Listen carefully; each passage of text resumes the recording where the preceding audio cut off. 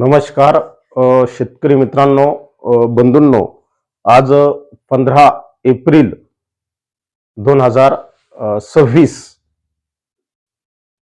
मित्रांनो,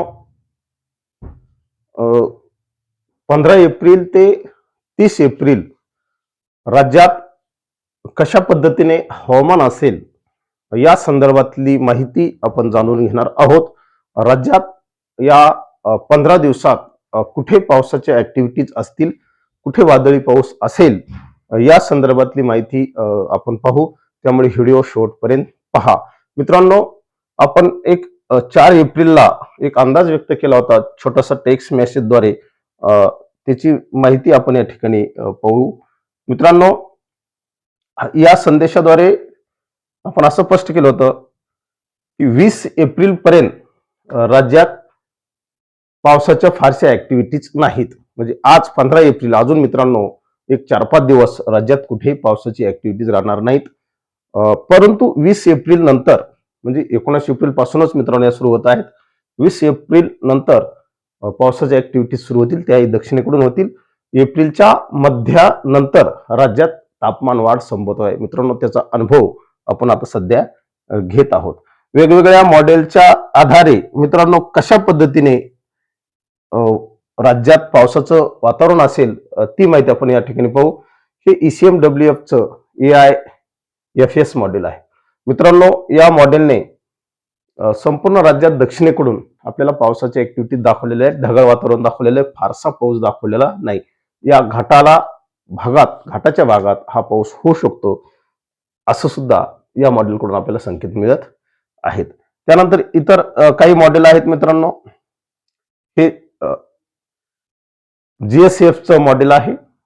या मॉडेलने मित्रांनो नाशिक जिल्ह्यामध्ये पावसाची ऍक्टिव्हिटी दाखवलेल्या आहेत. कधी 20 तारीख ते 27-28 तारखेपर्यंतच्या या होणाऱ्या घटना आहेत. इतरत्र राज्यामध्ये कुठेही पावसाच्या हालचाली या GSF ने दाखवलेल्या नाहीत. घाटाला समांतर वगैरे भागात याच्या ऍक्टिव्हिटीज असतील.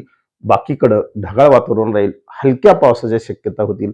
या काळात थोडासा स्थानिक लो प्रेशर तयार होऊन वादळी वारे सुद्धा राज्यात काही भागात वाहतील असा एक अंदाज आहे मित्रांनो. त्यानंतर इतरही मॉडेल हे ECMWF, ज्याला आपण जगभरात सर्वात विश्वसनीय मॉडेल म्हणून ओळखलं जातं, या मॉडेलचा काय अंदाज आहे मित्रांनो. या मॉडेलने संपूर्ण घाट जो आहे अगदी पुण्यापर्यंत डॅमेज दाखवलेला आहे. मित्रांनो, कोल्हापूर, सांगली, साताऱ्याचा जो पश्चिम भाग आहे, घाट पर्वती प्रदेश, सह्याद्रीच्या भागात पावसाळ्यासारखा पाऊस पडणार आहे मित्रांनो 1-2 दिवसामध्ये. म्हणजे या ठिकाणी मोठ्या प्रमाणावर वादळी पाऊसच्या ऍक्टिव्हिटीज या ECMWF ने दाखवलेल्या आहेत. त्यानंतर इतरही मॉडेलने दाखवलेले आहेत. ECMWF ने सुद्धा मित्रांनो राज्याच्या इतरत्र भागात कुठेही पावसाची हालचाली दाखवलेल्या नाहीत. नाशिकमध्ये थोडंफार ढगाळ वातावरण यांनी दाखवलेलं आहे. छत्रपती संभाजीनगर एरियात नाही मित्रांनो. हे फक्त नॉर्मल ढगाळ वातावरण आहे आणि हलक्या पावसाच्या नोंदी होतील असं ECMWF हे मॉडेल आपल्याला दर्शवत आहे. त्यामुळे या अंदाजाकडे लक्ष द्या आणि आपल्या शेती पिकांची राहिली सारी कामं निश्चित करून घ्या. फार मोठा पाऊस सध्या राज्यात नाही मित्रांनो. हे एक ग्लोबल USAI GFS चं नवीन मॉडेल आलेलं आहे, नवीन व्हर्जन आलेलं आहे, लक्षात घ्या. या व्हर्जनने पावसाच्या जबरदस्त ऍक्टिव्हिटीज दाखवलेल्या आहेत मित्रांनो. तुम्ही जर पाहिलं, जरा झूम करून आपण जर पाहिलं तर संपूर्ण घाटावर पावसाळ्यासारखा पाऊस यांनी दाखवलेला आहे. कोल्हापूर आहे, यामध्ये पश्चिम भाग, सांगली आहे, सातारा आहे. पश्चिम भागामध्ये अगदी या सर्व ऍक्टिव्हिटीज घाटावरच होणार आहेत मित्रांनो. घाटाच्या परिसरात आणि घाटावर हा पाऊस होण्याची शक्यता दाखवलेली आहे. या मॉडेलने सुद्धा मित्रांनो नाशिकपर्यंत ही ढगाळ परिस्थिती दाखवलेली आहे. आपल्याला पुण्यापर्यंत याचा प्रभाव दक्षिणेकडून जास्त दिसतोय. छत्रपती संभाजीनगर एरियामध्ये मित्रांनो फारशा पावसाच्या ऍक्टिव्हिटी दाखवल्या नाहीत. ढगाळ वातावरण राहील, हलक्या विखुरलेल्या स्वरूपात पाऊस पडेल. हे एकूण 15 दिवसाचा अंदाज आहे मित्रांनो, आजपासून ते 30 तारखेपर्यंत.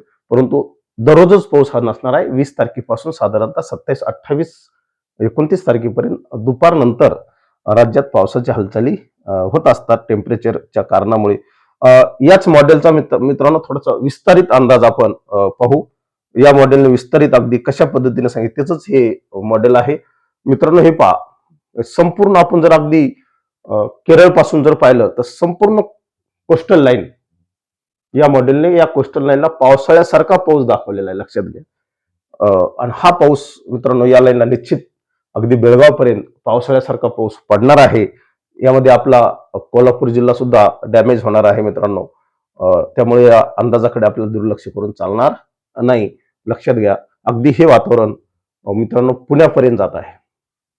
म्हणजे हा संपूर्ण घाटमाथा आहे, घाटाचा भाग आहे आणि या ठिकाणी पावसाच्या ऍक्टिव्हिटीज होणार आहेत. आणि मित्रांनो जून मध्ये सुद्धा यावर्षी जून पासून जो पाऊस सुरू होणार आहे तो याच पट्ट्यामध्ये या मॉडेलने जे संकेत दिलेले आहेत सध्या कोस्टल लाईनला, या 2026चा जो मान्सून असेल हा कोस्टल लाईनला अधिक असेल आणि अगदी त्याचे संकेत हे एक प्रकारे आपल्याला मिळत आहेत.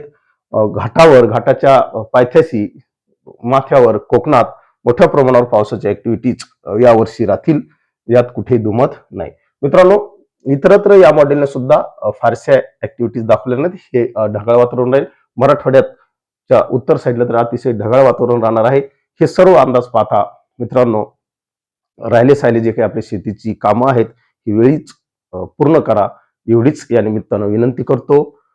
अधिक माहितीसाठी मित्रांनो भारतीय हवामान विभागाला फॉलो करा, एवढी विनंती करतो. थांबतो. जय हिंद, जय महाराष्ट्र.